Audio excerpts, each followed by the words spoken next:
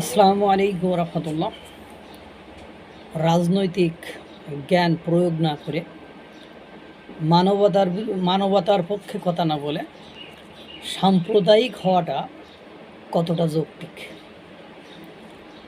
বাংলাদেশের ৭১-এর সময় যারা বাংলাদেশের স্বাধীনতার বিরুদ্ধে অবস্থান নিয়েছিল, ঠিক এমন কিছু বক্তব্য বর্তমান সময়ে এসেও আমরা দেখতে পাচ্ছি, এবং তারা সরকারি মহলে থেকে, সরকারি দায়িত্বে থেকে এই ধরনের মন্তব্য করছে, যেটা বাংলাদেশের স্বাধীনতা এবং সার্বভৌমত্বকে সরাসরি আপনার বিপদের মধ্যে ফেলে দিচ্ছে।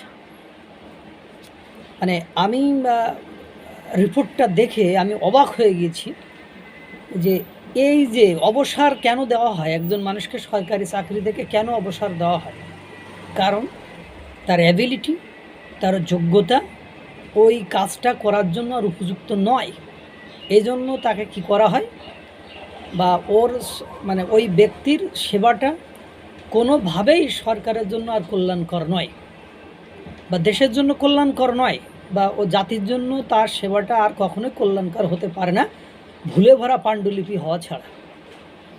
ঠিক বাংলাদেশের স্বাধীনতা সার্বভৌমত্ব নিয়ে এমনই একটা বিপজ্জনক বক্তব্য দিয়ে ফেলেছেন বিডিআর হত্যাকাণ্ডের পুনরায় তদন্ত কমিটির চেয়ারম্যান অবসরপ্রাপ্ত major general Fazlur Rahman.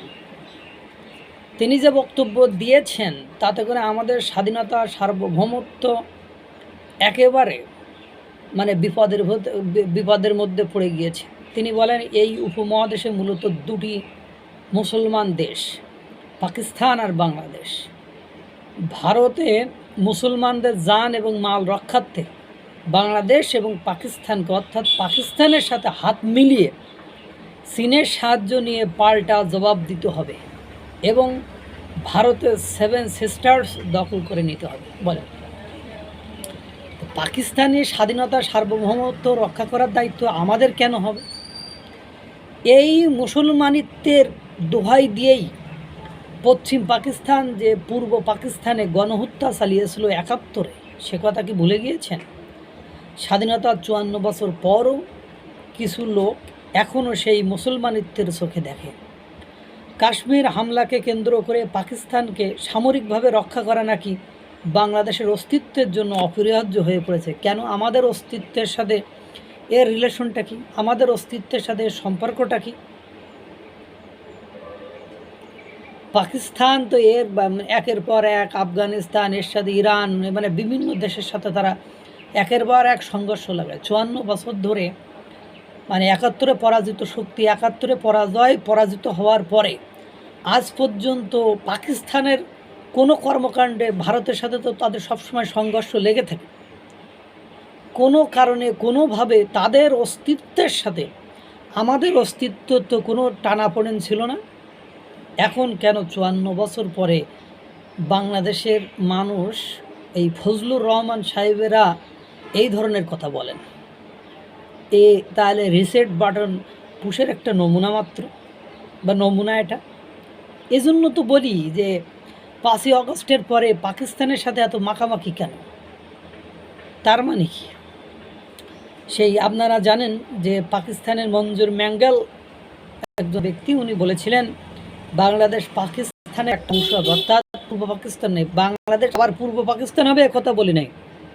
Directly তিনি বলেছিলেন যে বাংলাদেশ পাকিস্তানের একটি অংশ হবে। তারই মতো সুস্পষ্ট একটা বক্তব্য দিয়ে ফেলেছেন অবসরপ্রাপ্ত মেজর জেনারেল ফজলুর রহমান। মানে যে ওই একটা কথা আছে, শাল পেছনে কেন ঘোরে, পদে এসে লাগো, অর্থাৎ পাছায় এসে লাগো, পেছনে এসে লাগো, নিতম্বে এসে লাগো। মানে বাংলাদেশের স্বাধীনতা সার্বভৌমত্বকে তারা ধ্বংস করে এই দেশকে একটা পরিপূর্ণরূপে ব্যর্থ রাষ্ট্রে পরিণত করার একেবারে মানে চক্রান্তে, একেবারে ষড়যন্ত্রে পা দিয়ে ফাঁদে ফেলে তারা দেশকে একেবারে ধ্বংস করে ফেলতে চায়। মানে কতটা হতাশাজনক, কতটা বিস্ময়কর যে পাকিস্তানের স্বাধীনতা সার্বভৌমত্ব রক্ষা করা নাকি বাংলাদেশের এখন অপরিহার্য বিষয়। মানে এটা ভাবতেও অবাক লাগে। এই ধরনের সাম্প্রদায়িক বক্তব্যের কারণে বাংলাদেশের স্বাধীনতা সার্বভৌমত্ব আসলেই বিপন্ন হবে। কি হয় এই ধরনের বক্তব্যের ফলাফলটা কি হয়, মানে সেটা আপনারা দেখতে পাবেন। চীনে যে প্রধান উপদেষ্টা ডক্টর মোহাম্মদ ইউনুস 7 সিস্টার্স নিয়ে কথা বলায় ভারত কি কি আরোপ করেছে, ভারত কি কি প্রবলেম ক্রিয়েট করেছে, সেগুলো আপনারা দেখেছেন। আর এই ধরনের বক্তব্য এই ক্রিটিক্যাল সিচুয়েশন, অর্থাৎ এই জটিল মুহূর্তে দেওয়াটা যে কতটা হৃদয় বিদারক, কতটা ধ্বংসাত্মক, কতটা ক্ষতিকর, সেটা বলার অপেক্ষা রাখে না। আল্লাহ তাআলা সকলকে ভালো রাখুক, সুস্থ রাখুক। আসসালামু আলাইকুম ওয়া রাহমাতুল্লাহ।